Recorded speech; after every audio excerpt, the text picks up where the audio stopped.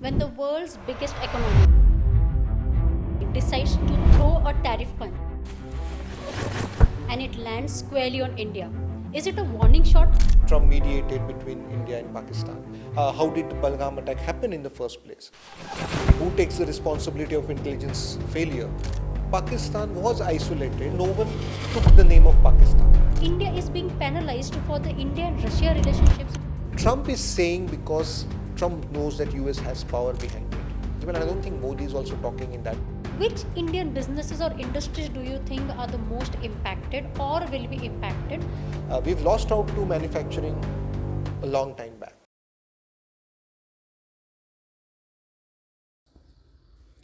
I welcome my esteemed speaker Akshay Ranade Sir, who is director at Dr. Shripati Shastri Research Institute of Social Science.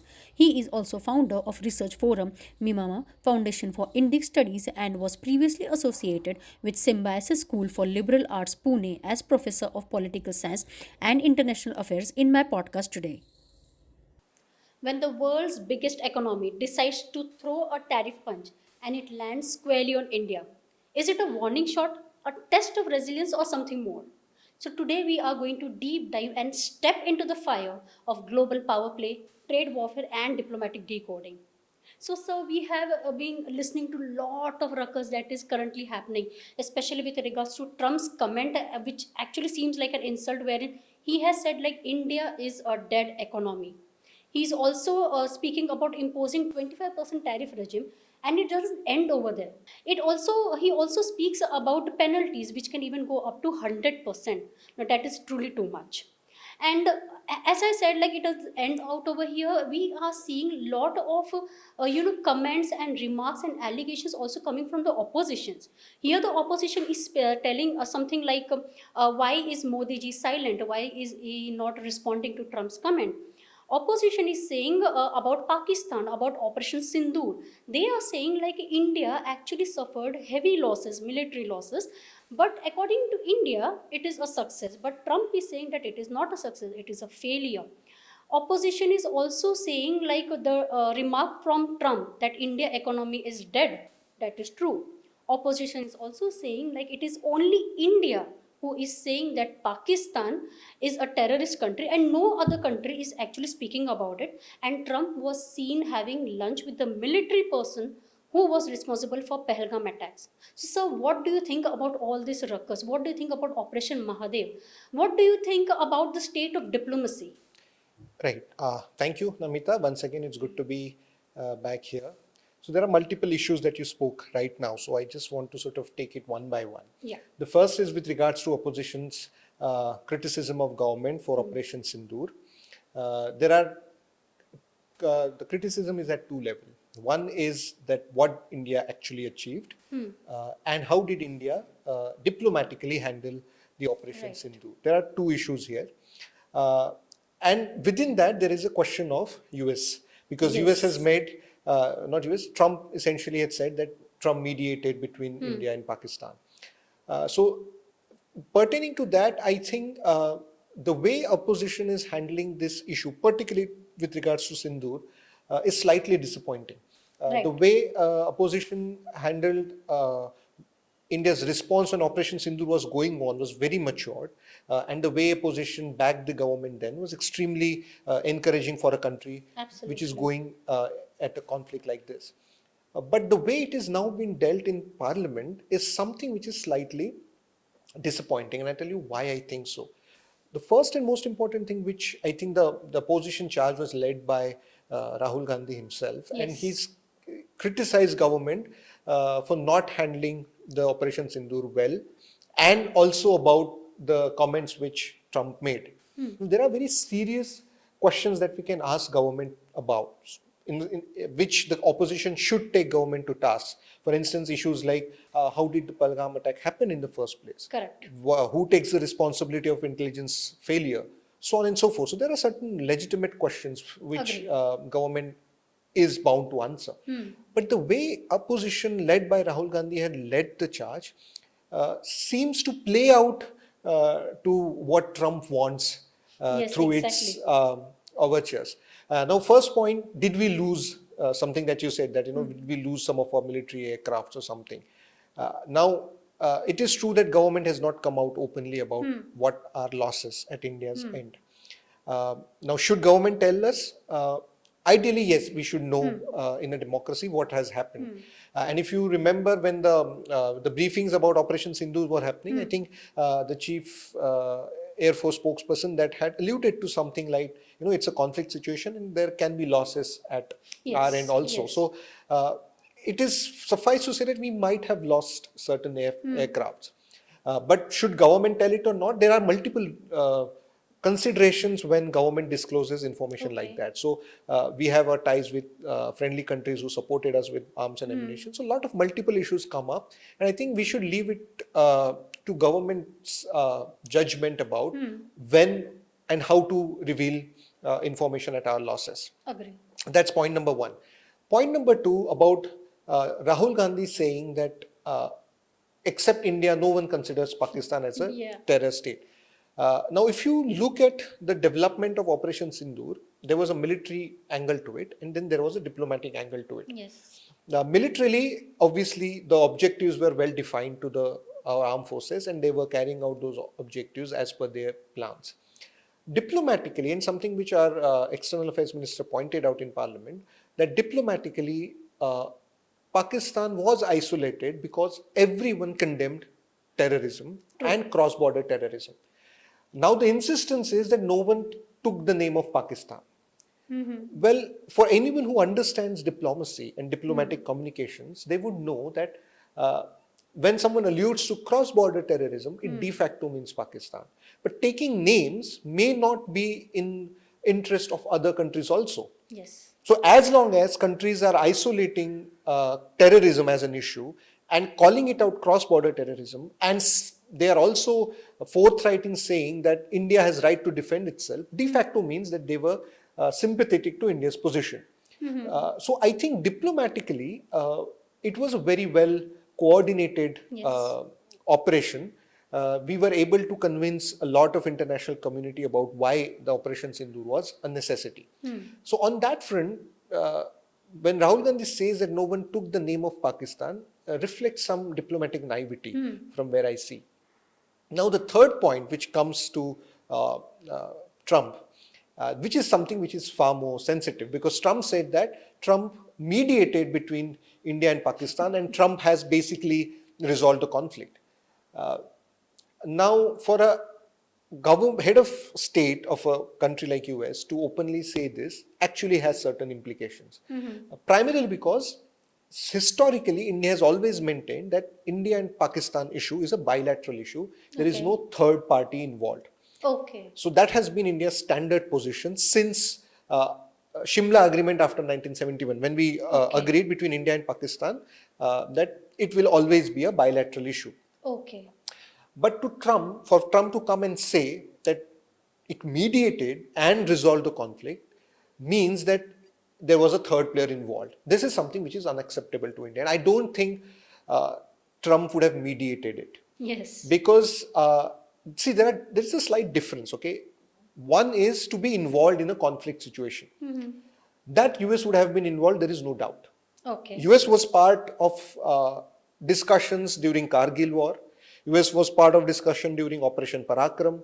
US was involved during the aftermath of 26/11 attacks that happened in Mumbai. So, and it's natural because, see, US is a power which has stakes in the region. It does business with both India and Pakistan. So US as a major power will be interested in discussions that would be happening. So there's a difference between involvement and mediation. Agree. Mediation means you actively engage as a mediator to resolve the conflict. I don't think that would have been the case. Something which our Prime Minister, our Foreign Minister said, and our Prime Minister alluded to in different conversations, that there was no question of mediation. Right. Now, this is something which our External Affairs Minister said on the floor of the House. And I think that is a sufficient statement for opposition right now to consider and then take it in the back channel discussions with the government. But for Rahul Gandhi to come in parliament and say that you should call out Trump as a liar, as a and consider that this is somehow a very smart thing to do, actually serves the US's interest. Yes. Because remember, it's not possible for a Indian government to call any head of the state, much less US, but any head of the state as a liar, no matter what Trump is doing or saying, which is adversarial to our interest. Correct. So I think to corner government in saying something which is not feasible, which is not possible, and the statement of Minister of External Affairs Jaishankar was very reasonable insofar as issue with regards to Trump is concerned. So I think if you look at these 2-3 instances, and also in fact, Rahul Gandhi also said on the floor of the House during his submission in Lok Sabha that he was telling the government that China is involved and government should have listened to his wisdom. Again, at one level speaks of his naivety, at another level his arrogance. Yes. Because remember, China and Pakistan have been close historically. Yes. It's not in last couple of years or in last decade that these two have come together. In fact, if you permit me, we can go back a bit in history. It was during Nehru's time itself when Pakistan and China developed good relations. In fact, when Nehru was busy introducing communist China to rest of the world in Bandung conference, China was actually developing close relations with Pakistan in Bandung itself. And in mid 50s to 1960s, 70s, Pakistan and China have always had a close ties. Absolutely. So for opposition in that front to say things like this, which basically is counterproductive, actually is not a very constructive opposition. I think opposition should have took government to task with regards to what is happening with regards to intelligence, the security situation, why did the attack happen in the first place, so on and so forth. So first part, that I don't think the opposition's submissions pertaining to Operation Sindoor can be classified as matured opposition. I think that was extremely counterproductive. Coming to the US's comments about Pakistan and Operation Sindoor, you said that Trump said it's a failure, so on and so forth. See, what is happening, particularly with regards to Trump, and this is my assessment of why Trump is doing something. See, Trump came up with certain very lofty promises. It is going to end conflict in Ukraine. It is going to end conflict in Israel and the Gaza and Israel conflict. And what we see that at all stages, his promises doesn't seem to be fulfilling at all. He got a soft bait in India-Pakistan case. It was never going to be a full-fledged conventional war. India's objectives were very defined. It said that it was attacking non-military targets. So which means that they were defined. They were not going to escalate from Indian side at least. Right. So Trump is essentially deliberately doing this thing as a face saver to probably tell his domestic constituency or to the international community that he has resolved a conflict, which may divert attention from his failures vis-a-vis Ukraine and Gaza. And Pakistan is ready to take that bait because it serves Pakistan interests also. I mean, you said that Munir was invited for dinner because, and Munir also said that he deserves a Nobel Prize. So it's like you congratulating each other for basically nothing. I think this is reflecting Trump's frustration vis-a-vis his efforts elsewhere. And this is a place where he is at least boast about certain credit, which I think Indian diplomats know, which is why we are only responding to facts, which is that there was no mediation, but we are not making any personalized comments. We are not making any knee-jerk comments. I think that's a very poised way to approach issue. But Trump's frustration is reflecting, and that is coming up in the tariffs and other things that you've spoken about. So I think overall, if I want to talk about Operation Sindoor primarily, I think it was a very well conducted operation on the military front as well as on the diplomatic front. Military front, the objectives were laid down about that this was going to be a punitive strike and it's not a full-fledged war against. So to call it as a war lost or won, it was not a war in the first place. So I think that was a very well crafted and executed operation, and it also reflects India's resolve to go beyond what has been done so far to respond to terrorism, and diplomatically also it was very well coordinated attack. Uh, why Trump is doing is, I think, Trump and his idiosyncrasies are difficult to understand, but He's more interested in tweets. he's, yeah, and subtlety is hardly associated with Trump. He is not known to be subtle. Uh, he may probably reflect on a lot of things that he might have said, but insofar as Operation Sindoor is concerned, I think it's fair to understand there would have been lapses on government's part. Yes. There is no doubt about it, and as a democracy, the government is responsible to us. But the way opposition has gone about uh, uh, is slightly immature. Absolutely makes sense. So, sir, do you think somewhere it has something to do, or probably we can say like India is being penalized for the India and Russia relationships, which is not like since now. It's something which is happening since ages. Like both countries have had such good friendly relationships. Yeah, what India-Russia relations has been a very, very strong pillar of India's foreign policy historically, since the Soviet times and now also. And India's approach to Russia, essentially after Ukraine, has been a pricking point in not just Yes. India-US relations, but Europe also. Does that affect India-US relations? It is definitely one of the contributor for frustration between India and US, and primarily with regards to Trump. Like I said, Trump is anyway frustrated about the conflict in Ukraine. He's not been able to resolve that, Yes. neither with Ukraine, neither with Russia. Russia doesn't seem to give much importance to what Trump is saying. Ukraine, Trump has already distanced Ukraine in that famous flash out that happened during the press conference. So something which Trump planned has not happened. So this is a frustration that is building up at one level. Second level, I think this is also an excuse. So India-Russia relations are not relations that have been developed in past decade again. It has an Yes. historical context to it. And to sort of say that India-Russia relations are kind of are not worthy to be seen positively when US can have good relations with Pakistan, Yes. when US can have relations with other countries, when Europe can have relations with. See, if you see what our Minister of External Affairs said yesterday, they've given out a detailed readout where it spoken about that why India has been singled out. Europe is dealing with Absolutely. Russia, Absolutely. not just in oil but in other goods also. And no one else has stopped their trade with Russia. So why is India been singled out for this? And India is, in fact, India very categorically said in that statement that the rest of the world left no options, which is why we are dealing with. And remember, we are having almost more than 1/3 of our requirements getting fulfilled from Russia. It is Okay. also economically sustainable when we're dealing. So our government's primary responsibility is towards our people to give them good price insofar as oil is Right. concerned, and any other thing. And if that is India's priority, Russia is a very important player there. True.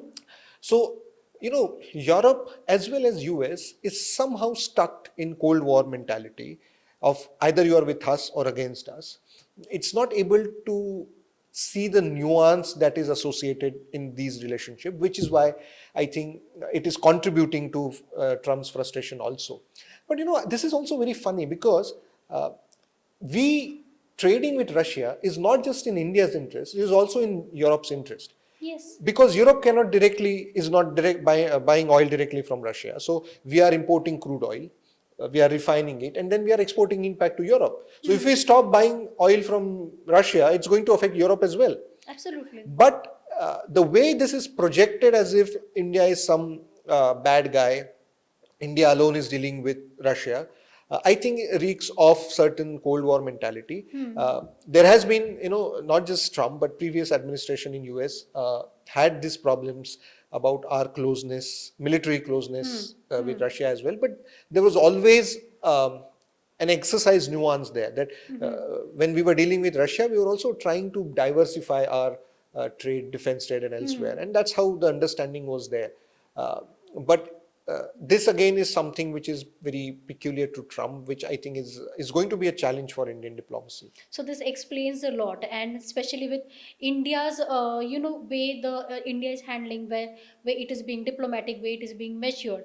It makes sense because Yeah. it absolutely doesn't make sense to respond to Trump's each and every desperate comment. Right. This is what my perception will be. Right. In fact, even our Piyush Goel, the Minister for Commerce and Industries, submitted in the Parliament that we are looking at the implications of the imposed tariffs, and we will be looking at options that are available to us, and accordingly we will plan our way and we will negotiate. So there are negotiations which are still going on. Yes. See, you know, Trump may be saying some things, but you have to understand one thing, that uh, United States is the single most influential power today, even today in global system. Despite the fact that other countries are rising, US still dominates there. Militarily, economically, US is the single largest player. US is a very strong strategic partner of India. We have a very strong defense, security, intelligence, and other ties, and that relationship is mutually beneficial. It is as much as important. It is as much important for us as much it is for United States. So we cannot hope to jeopardize that relation with US by being extremely reactive or very touchy about certain things. We will respond, we'll stand to our ground. That's one thing. But Trump is saying because Trump knows that US has power behind it. Yes. US controls a lot of these resources, institutions, and also uh, great number of ties, which is why not just India, Europe is also slightly fuzzed by what is happening, but they are interested in having US as a relation, which is what gives Trump the leverage. But I think it's going to be a challenge for Indian diplomats and the Foreign Office and other ministries to carve a way out of this, because again, India is not singled out for tariffs. US is imposing tariffs on other countries As well. and less or more depending on what Trump assesses the situation there. But Trump has been doing that with other countries also. So I think we also know that we will also be able to. We recently concluded our free trade agreement with UK. Our negotiations with Europe is on, and so on and so forth. So I think we will also find our options pertaining to that. So there are quite many nitty-gritties actually connected with each other, and we should not be actually saying that India is being targeted. I think that way. Yeah, I mean, insofar as tariffs is concerned, India is not the outlier. Everyone else is also suffering from that tariff. See, the way Trump is using tariffs is also a pinch. So on one hand, he will say that we are doing deal with Pakistan, and tomorrow India will buy oil from Pakistan, which obviously is a jibe at India's continuous trade with Russia. So India is not being singled out insofar as tariffs are concerned. But his frustration with vis-a-vis India not accepting the Trump's line about mediation is there. And I don't think India will ever accept any mediator in India-Pakistan conflict. Makes sense. Yeah. So, sir, before Trump made this comment about India being a dead economy and about the tariffs as well, it seems that because of ongoing trade, there was certain shipment that was supposed to come reach India. Now, the situation is such that the shipment has reached Indian seas, but now it is not being allowed to enter into the Indian territory. They are now kept on hold. Now we understand like there might be certain additional charges that India might have to sustain, but the question majorly out over here is what will happen to India-Russia relationship. No, so the four ships that came from different parts of Russia to different coasts of India and now been allowed to come. They've deboarded most of their crude oil. Okay. So all the four ships have deboarded. They were on hold for a while because there was because see. In India, we have private players who who does refining part as well as the government own like ONGC and BPCL. These are government-led companies. So we have private companies as well as government companies who does refining work. So there was some, after the tariff tweet and certain harsh statement, there was some confusion with regards to what is to be done. But I think the government has taken the decision, so it's and sorted out. yeah, it's sorted. But there is a larger point here, that what will happen next, Yes. because I think there is, I'm forgetting the name. There is one refined company which has been sanctioned by European Union also. Then there is a company which is a UK, which has been sanctioned by UK, and there is going to be a lot of pressure in terms of dealing with Russia. How does India react to this? See, like I said, India's consistent stance has been that India's deal or continuous deal with Russia is firstly in line with India's own sovereign interest. Right. It should not be impacted by anything else. Having said that, other countries are also benefiting by India's trade with Russia vis-a-vis oil. And third and most important thing is, why should India alone be singled out for having interactions with Russia when Europe and other countries are continuing in one way or the other? So I don't think we will there may be a dip, or we may see in future that some volume of that trade may get impacted slightly, because private players may be apprehensive about what's going to happen. See, some of these, for instance, Reliance has agreements with Russian oil giants also. So private players may be slightly apprehensive, and you may see certain anxiety with that volume of trade, unless and until we sort out that with our US counterparts. And I think the discussions are on. How does this feed into the larger discussion on trade and tariffs is again a different question, because there are certain issues which India may agree to. For instance, something like luxurious goods like bikes, super bikes, or whiskeys. These are something that we import from US, and there are tariffs imposed on those. So India may say that, okay, we will reduce tariffs there because it may not impact India the larger market directly. But when it comes to our agricultural goods, when it comes to our farm area, from farm sector, our responsibility is to provide safety and security to those. And if lowering tariffs is going to adversely impact those sectors, then I think India will have to think twice before doing that. And I think so far we have stood our grounds that there are certain areas that we will not be able to reduce our tariffs, simply because our economies are developing. We are not like a US, which is an economy extremely well developed. So I think on that front, there is going to be a hard negotiations that will be expected to happen. So oil may be an indicator of broader conflict vis-a-vis tariffs. So there is one more point that came in my mind when I was just looking at the news.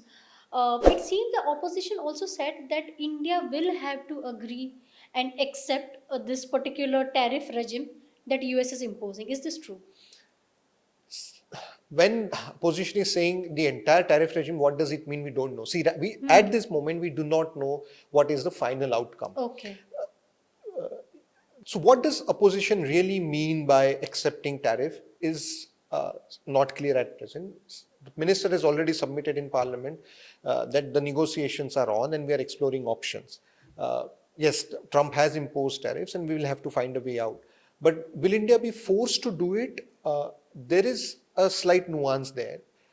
There is going to be a pressure from US, there is no doubt about it, because tariffs and trade and all these things have been mainstay of Trump's entire campaign, and he came to presidency with a promise of ensuring certain things to his political constituency back home. So he's going to push for that, there is no doubt about it. Is there going to be pressure from US? There would be pressure from the US, there is no doubt about it, and we'll have to find a way out of how to mitigate those. But I don't think, and this is not just with this, but generally our governments, subsequent governments have been very particular about certain sectors, right, agriculture, dairy, which are very crucial sectors for us, and safeguarding those interests is politically important first, because any message which is adverse to farm sector is going to impact political calculations also. So there is a political calculation there, and that is India's interest to safeguard that.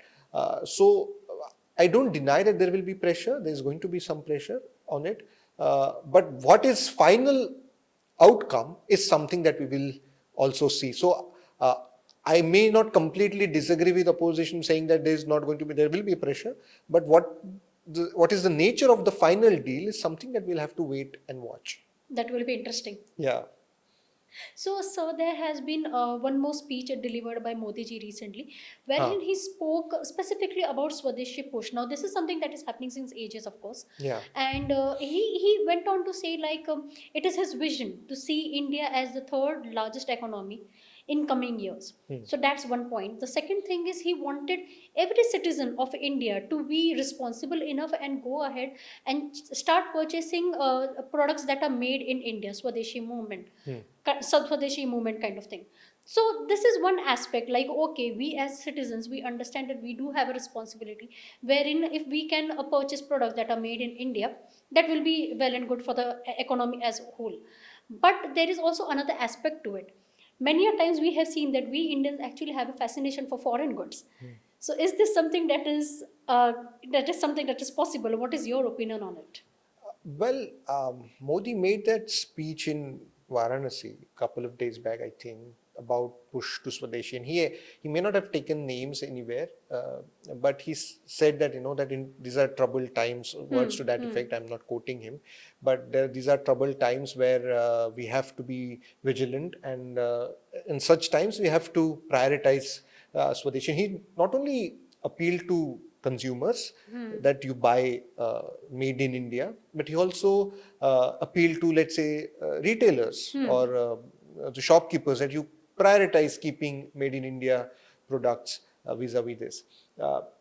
I think you can see this comment in two ways. One, that this is a voluntary response to international economic pressures from countries like US, that okay, even if your goods come into our markets, we are not going to buy them. And if no one buys your goods, basically there is no demand to it. Yes. So there is a challenge that people as a country, we as a country would give to the foreign goods. So that is one aspect to it. The second, there is a symbolism to it. Let's say tomorrow, we want to respond to pressures like this, international economic pressures like this. To respond to such pressures, you must have a strong, robust manufacturing sector, which we do not at present have. I mean, it cannot be achieved in short term. You require a long-term solution to that. For years, our manufacturing sector has suffered a lot for a variety of reasons. So creating a demand for locally made products could give a boost to your manufacturing also. So this is a way to suggest, see, made in India, make in India, all these initiatives or Atmanirbharta were geared towards robustly developing your local manufacturing. Agree. But this is another way of saying that if you buy your local goods, you will have a market to that. And that's how another way to push for local manufacturing. But see, there is another connotation to Swadeshi, which means there is a sort of a protectionist economy. Can we afford to have a protectionist economy now, when we are already integrated so much with the global capital? And is it advisable to have a protectionist economy? On that, my personal take is that it's not advisable to have a protectionist economy. Okay. So you need integration, flow of capital for Indian interest also. We have to also see how that flow of capital happens. But completely protectionist economy reflecting the times of 70s and 80s when we were a closed economy is not something which is advisable. And I don't think Modi is also talking in that front, because we have sailed that boat long time ago. I don't think there is going back there. But his Swadeshi push is at one level suggesting to global leaders who are pushing for lowering tariffs, saying that, okay, we have a country which can respond to your challenge, and we are preparing for that. And this is also one of the pitch to boost your local manufacturing. We don't know. See, this is one speech which Modi has given, and it comes after Trump's adversarial tweets and all that. So this can be seen as just a response to that. We may not necessarily see a very strong policy response pertaining to that speech. But if I were to sort of analyze that, I could see that these are some of the connotations that emerge from that speech. Makes sense. So now with this current situation, this current challenges that we have, which Indian businesses or industries do you think are the most impacted or will be impacted? Yeah. And if yes, then should they retaliate or adapt to it?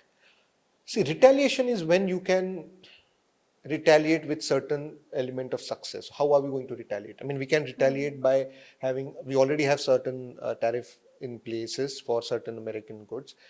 If US imposes tariffs on us, then we will increase them. Then that's a retaliatory tariff war, which is one way of responding to this crisis. I don't think Indian government is going that route as of now. Okay. If that had been the case, we would have seen certain retaliatory tariffs. What we've seen is a very measured response from the minister, Piyush Goel, saying that, okay, we are looking into matter and also exploring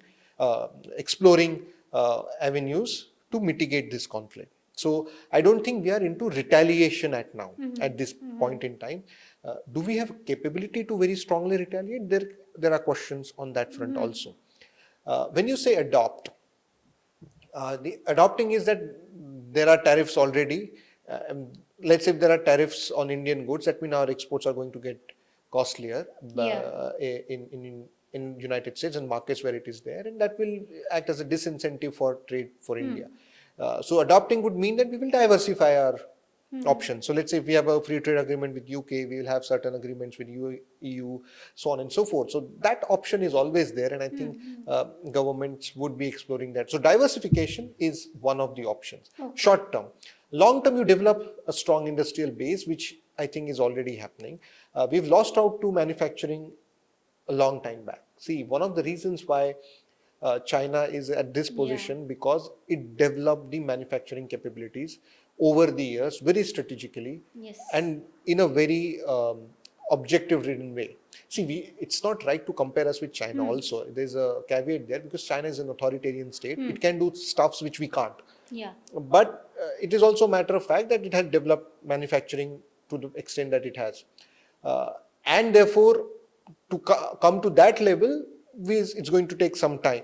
So adaptation, yes, we will be definitely exploring our ways to diversify our options, minimize the consequences of tariffs, and so forth. Which industries are going to get impacted?